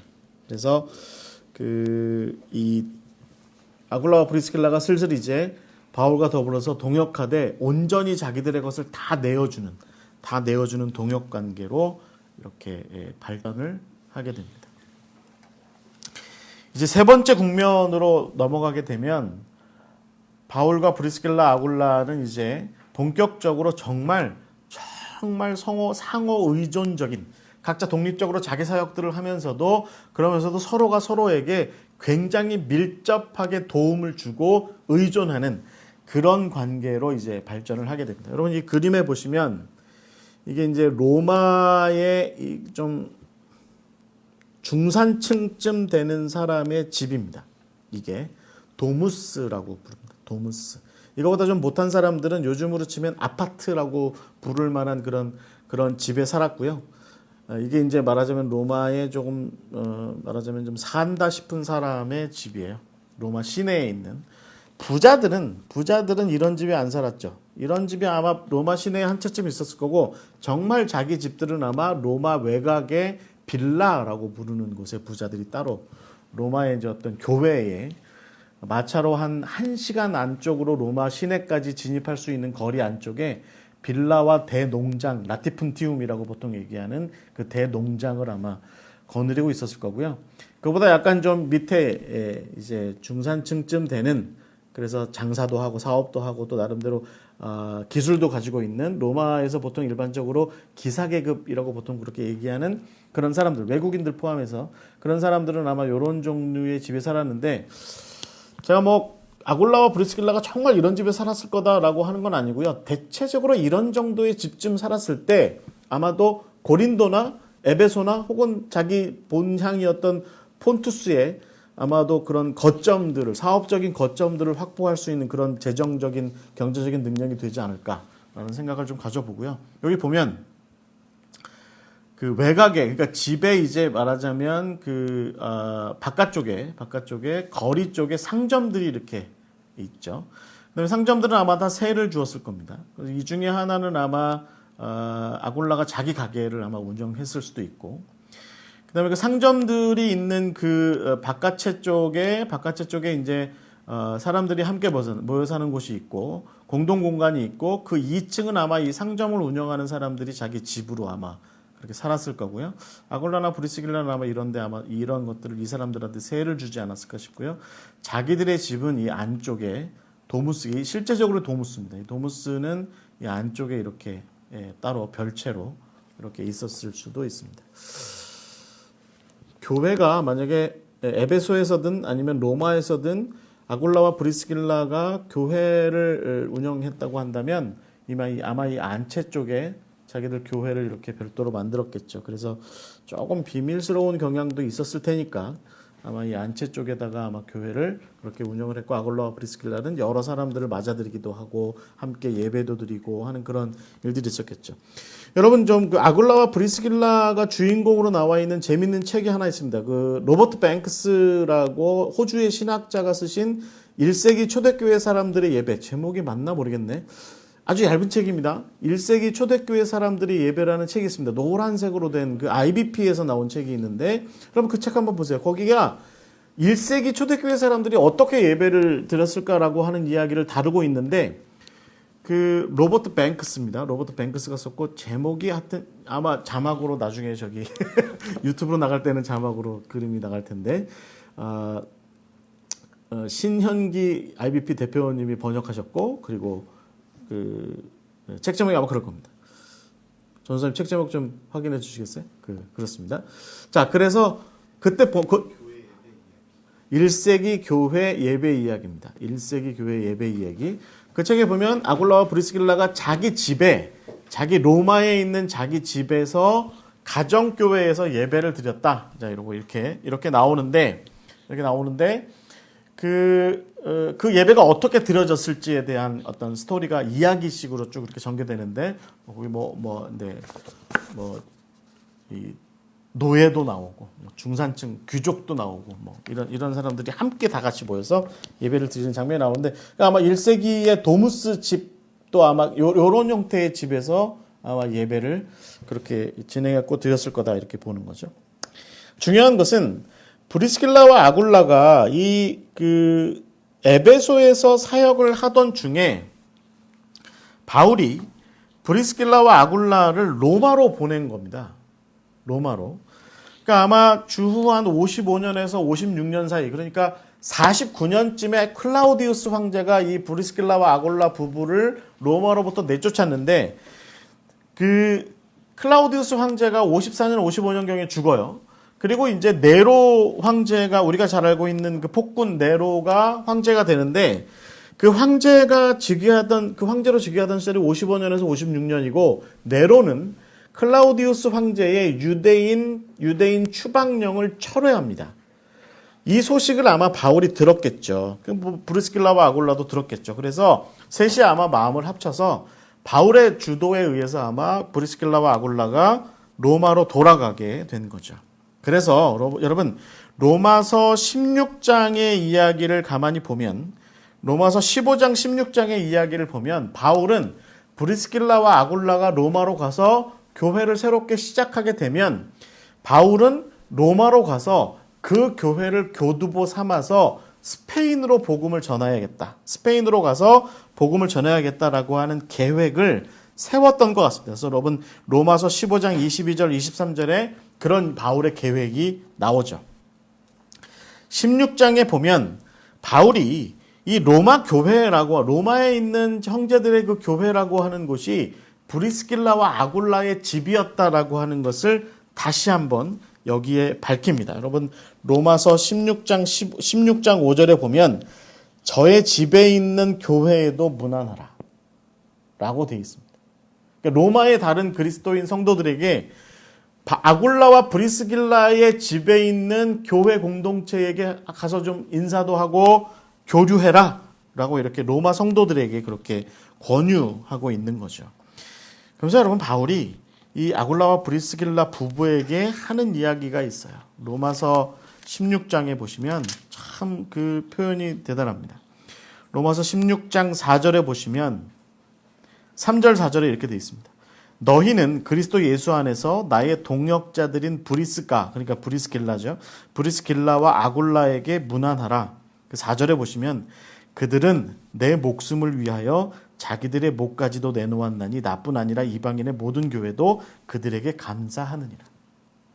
여러분 이게 왜 그렇겠습니까? 아굴라와 브리스길라는 기본적으로 그들이 다니는 곳곳에서 자기들의 집을 교회로 내놓은 겁니다. 바울이 이제 그 혜택을 많이 본 거죠.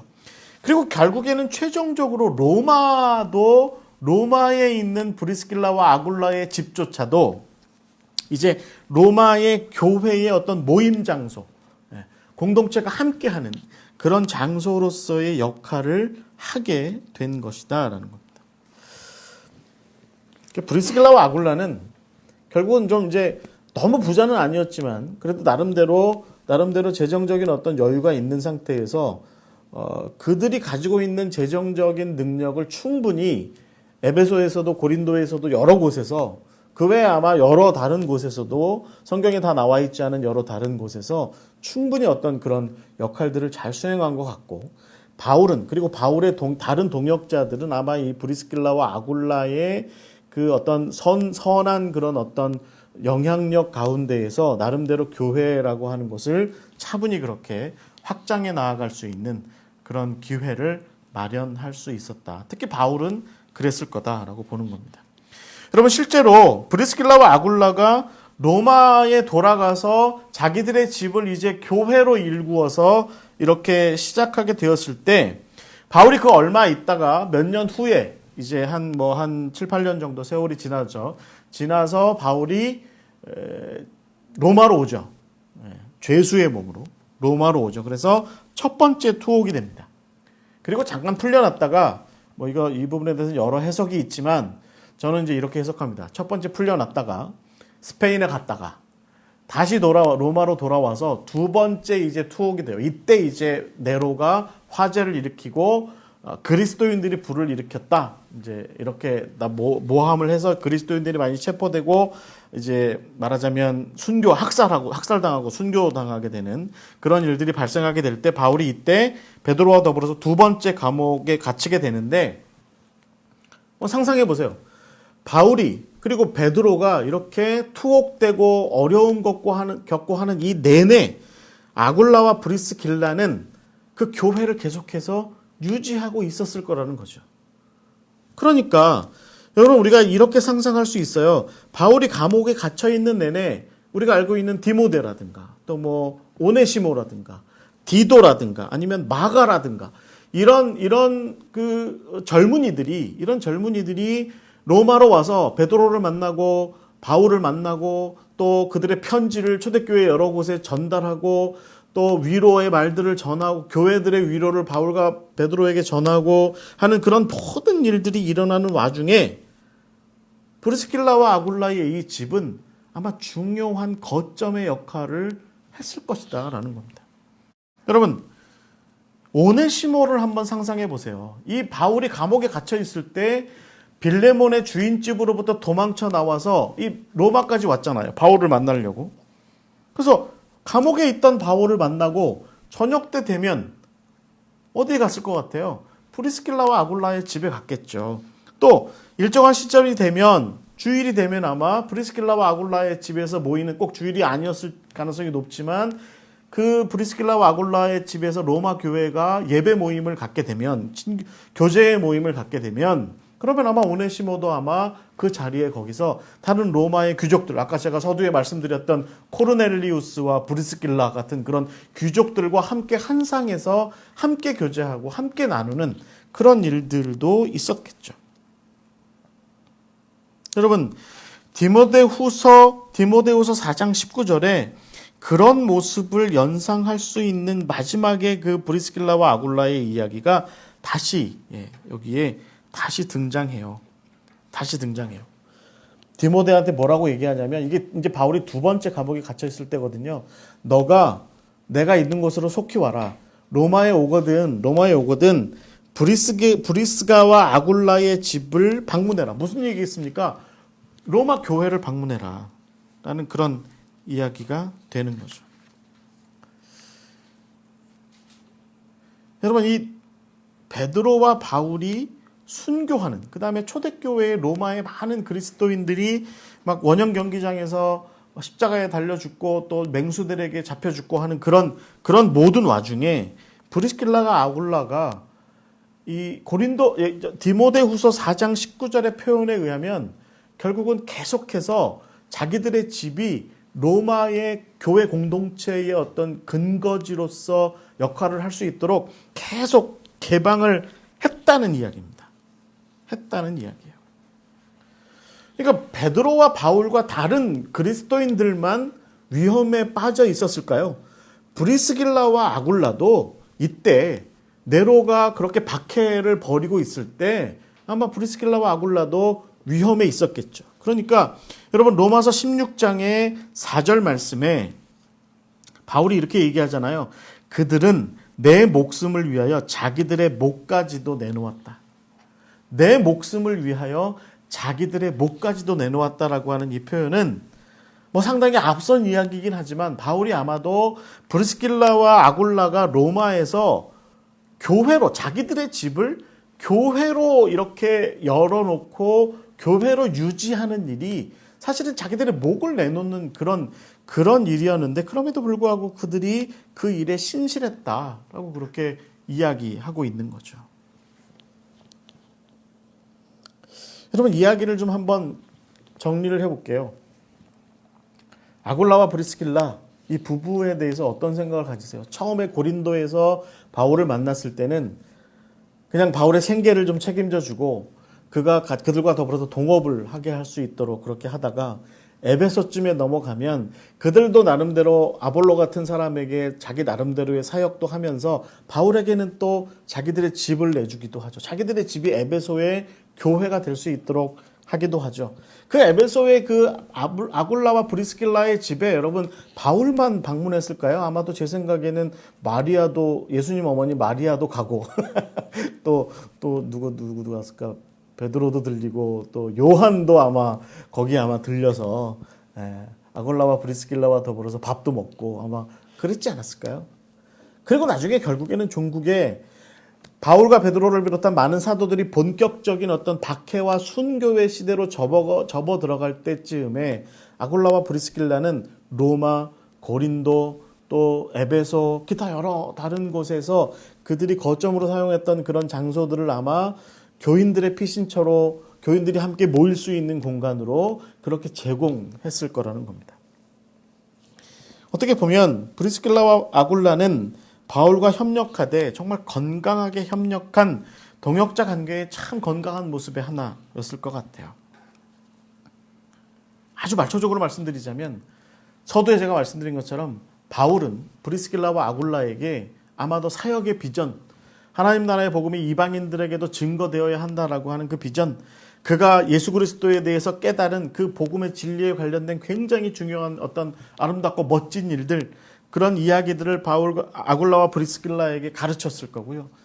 아굴라와 브리스길라는 또 바울과 또 바울을 비롯한 많은 사도들과 지도자들에게 그들의 집을 내놓기도 하고 그들의 어떤 거점을 내놓기도 하고 그들의 경제적인 어떤 힘을 보태기도 해서 아마 그 사역이 더욱더 안전하게 더욱더 더 이렇게 이 로마 그리스 지역에 확장될 수 있도록 하는 그런 것에 굉장히 중요한 역할을 했을 것으로 봅니다. 여러분, 브리스길라와 아굴라 그리고 바울 사이의 동역 관계는 바울의 너무 주도적인 관계도 아니었고 아굴라와 브리스길라의 바울에 대한 너무 주도적인 그런 관계도 아닌 상호 협력하는 그런 관계였다라고 이렇게 상호 간에 의존하는 상호 간에 의지할 수 있었던 그런 관계였다라고 이렇게 볼 수 있을 것 같아요. 아굴라와 브리스길라 멋진 사람들입니다. 자, 이제 마지막 부분에 자, 이제 이거 좀 답을 좀 드린다고 했어요. 그러니까 왜 성경은 아굴라와 브리스길라라고 이야기하지 않고 우리 오인표 전사님이 앞에 표지에다가 아굴라 브리스길라라고 본인의 상식에 남존여비 사상에 근거해서 그렇게 딱 제목을 써놨는데, 여러분 성경은 상당 부분에 누가는 대체적으로 브리스길라 아굴라라고 썼고요. 바울은 한 군데에서 브리스길라 아굴라라고 썼습니다. 로마서 16장에 브리스길라 아굴라. 다른 데서는 고린도서 같은 데서는 아굴라 브리스길라 이렇게 썼는데 로마서에서는 브리스길라 아굴라라고 이렇게 썼어요. 학자들은 브리스길라의 어떤 로마식의 사회적 지위가 아굴라에 비해서 훨씬 더 높았기 때문에 그랬다라고 이렇게 얘기하기도 하지만 학자들은 대체적으로 그것은 성서적이지 않다.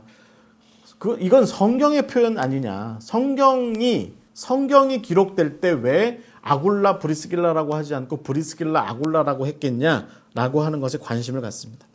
여러분 바울 자체도 고린도서에 보면, 특히 고린도전서 같은 데 보면 여자는 잠잠해라, 여자는 교회에서 말하지 마라, 여자는 순종의 덕을 보여야 한다, 막 이런 말들 많이 하거든요.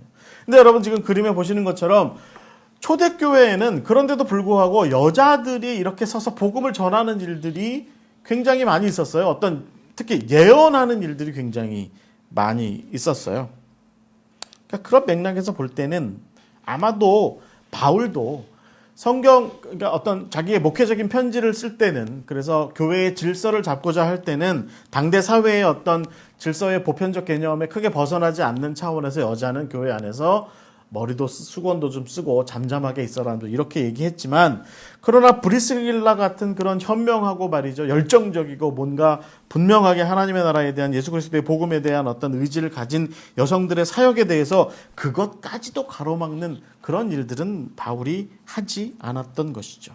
그러니까 결국에는 어떻게 보면 브리스길라는 남편 아굴라보다 더 이렇게 앞서 나가는 그런 지도적인 역할을 했을 수도 있습니다. 초대교회에서. 그리고 초대교회는 아마도 그런 브리스길라와 아굴라의 그런 모습을 상당히 많이 인정하고 용인했던 것 같아요. 그러니까 성경에 브리스길라와 아굴라가 나오는 대부분의 구절에서 아굴라와 브리스길라가 아니라 브리스길라와 아굴라라고 이렇게 표현을 더 많이 하고 있는 것이죠. 여러분 어떻게 생각하십니까? 이 두 부부와 바울의 관계, 참 아름다운 동역적 관계이기도 한데 그 부부의 관계도 초대교회가 바라본 아굴라와 브리스길라와 아굴라의 관계도 굉장히 아름다운 그런 모습이 아닐 수 없습니다. 저는 그런 생각 가져봐요. 여러분, 세상에서 충분히 높은 자리에 계셨으면 교회에서는 여러분보다 다른 사람을 더 높일 수 있는 그런 마음을 가지셨으면 좋겠습니다. 세상에서도 높은데 교회에서도 높으려고 하시는 분들이 많아요, 보면. 내가 세상에서 이런 지위에 있는데 내가 교회에서도 내가 그 지위를 유지해야 돼, 그런 생각을 가지신 분들이 많이 있는데, 교회는요, 교회다운 질서가 있어야 됩니다. 하나님 나라의 일을 더 많이 하고 하나님의 나라를 위해서 더 많이 수고하는 사람이 앞서는 것이 합당하다라고 하는 것이죠. 자, 브리스길라와 아굴라. 네. 아굴라와 브리스길라이기보다는 브리스길라와 아굴라. 여러분 어떻게 보십니까? 상호 의존적인 어떤 건강한 헌신, 건강한 협력이 있었던 것이 바로 이 두 부부의 바울과의 관계였다라고 이제 우리가 이렇게 볼 수 있을 것 같아요. 제가 아는 그 부부가 있으신데요. 평신도 장로님 부부가 있으신데 저는 그 부부 두 분을 볼 때마다 마음이 아파요. 왜냐하면 교회 안에서 항상 자기들이 가장 많이 헌금을 내니까 자기들이 가장 많은 교회에서 어떤 재정적인 기여를 하고 있으니까 우리는 이 교회에서 가장 앞선 사람들이야 라고 하는 것을 항상 이렇게 앞세우는 거죠. 근데 여러분 가난한 마음을 좀 가질 필요가 있습니다. 가난한 마음. 브리스길라와 아굴라의 모습에서 이렇게 볼 수 있듯이 그들의 그런 재정적인 어떤 경제적인 능력에 근거해서 바울이 그들의 그 능력에 의존했던 모습이 분명하게 있죠. 그러나 여러분 그것이 교회 안에서의 바울과 그들과의 관계의 모든 것을 설명하는 것은 아니었다라고 하는 것이 성경이 우리에게 분명하게 이야기하는 바예요. 브리스길라와 아굴라는 경제적으로는 사람들이 그들에게 의존했지만 다른 반대로 그들은 사람들에게 오히려 영적으로 의존했던 그런 관계로 있었던 것이 아마 합당한 그런 모습이 아닐까. 그 상호 의존적인 관계로 있었던 것이 아마 우리가 좀 본받아야 될 그런 모습이 아닐까라는 생각을 가져봅니다. 상대를 자기의 어떤 욕망과 자기의 뜻과 자기의 비전과 자기의 사명에 복속시키고 그렇게 주저앉히고 함몰시키는, 너는 그냥 내 밑에 계속 있어 라고 이렇게 이야기하는 그런 관계가 아니라 나는 이 부분에서 당신에게 의존하고 당신은 나에게 이런 부분에서 의존하고 하는 그런 상호 의존적 협력 관계, 그것이 바로 이 브리스길라와 아굴라 그리고 바울 사이의 그런 동역 관계였다라고 하는 것을 오늘 우리가 좀 잘 기억하면서 여러분의 동역 관계는 어떠세요? 너는 나에게 의존해도 나는 너에게 의존할 것이 없어. 세상 불쌍한 관계입니다. 이건 정말 교회 안에서 일어나지 말아야 될 관계입니다. 나는 당신에게 줄 것이 많아도 나는 당신에게 얻을 것이 없어 라고 하는 그런 부자와 나사로 같은 그런 관계는요, 하나님 나라에 합당하지 않습니다. 교회에 합당하지 않습니다. 동역 관계에 합당하지 않습니다. 참으로 온전한 건강한 동역 관계는요, 나도 당신에게 의존하고 당신도 나에게 의존하고 우리가 서로 상호 의존하는, 주님 안에서 하나님 안에서 예수 그리스도의 십자가 사랑 가운데에서 서로 의존할 수 있는, 서로 의지할 수 있는 그런 관계가 그래서 서로 섬기는 그런 관계가 결국에는 온전한 동역의 관계다라는 것이죠. 저는 이런 말씀을 마지막으로 더 드리고 싶어요. 늘 부요한 자로서만 서 있으려고 하는 사람들이 너무 오늘 한국 교회에 많습니다. 간절히 바라기는요, 우리가 일상을 살아가면서 우리 주변에 함께 하시는 분들에게 이렇게 좀 이야기할 수 있었으면 좋겠어요. 나 좀 도와주세요. 난 당신의 그 도움이 필요합니다. 라고 그렇게 얘기하고 그분도 우리에게 그래요, 제가 이것은 도와드릴게요. 당신도 나에게 이 부분을 좀 도와주셨으면 좋겠습니다. 라고 그렇게 이야기할 수 있는 그런 아름다운 동역의 관계가 되었으면 좋겠습니다. 자, 우리 김덕지 목사님이랑 요즘에 선교회 사역은 김덕지 목사님이 하시고 교회 사역은 제가 집중적으로 이렇게 하면서 서로 동역하는데, 목사님과 제가 말하자면 그런 관계가 되는 거죠. 이런 부분은 제가 목사님을 도와드리고 또 저런 부분은 목사님이 저의 사역을 도와주시고 하는 그런 아름다운 상호 의존적 동역 관계, 그것이 아마 우리에게 참 아름다운, 우리가 지향해야 될, 바울과 브리스길라 아굴라 사이에서 배워야 될 아름다운 모습이 아닐까 생각하면서 오늘 성경 공부를 마치도록 하겠습니다. 같이 기도하겠습니다. 하나님 감사합니다. 오늘도 우리에게 귀한 깨달음을 주심을 감사드립니다. 예수님께서도 어린아이셨을 때 마리아에게, 어머니 마리아에게 의존하셨음을 우리가 봅니다. 우리가 동역하는 가운데 의존하는 것의 아름다움을 알게 하시고 의존하는 것의 기쁨을 알게 하시고 그것이 어느 한 일방적인 것이 아니라 서로에게 섬기고 서로를 돕고 서로 의존할 수 있는 그런 아름다운 동역관계가 우리 교회들 가운데 많이 일어날 수 있도록 인도하여 주시옵소서. 나는 부자요 너는 나사로다 라고 하는 그런 관계가 아니라 우리가 서로 필요를 느끼고 있는 모두가 다 나사로다 라고 그렇게 고백할 수 있는 그런 아름다움이, 그런 바울과 브리스길라 아굴라 사이에 있었던 그런 아름다운 동역의 관계가, 상호 의존적인 관계가 우리 교회 가운데 그렇게 넘쳐나게 될 때 하나님의 나라가 그런 아름다움 가운데 확장되고 예수 그리스도의 복음이 좀 더 많은 사람들에게 의롭게 의미 있게 전파될 줄 믿습니다. 주님, 우리의 동역관계를 돌보아 주시고 우리에게 그 동역관계에 대한 배움이 있게 하시고 깨달음이 있게 하여 주시옵소서. 예수 그리스도의 이름으로 기도하옵나이다. 아멘.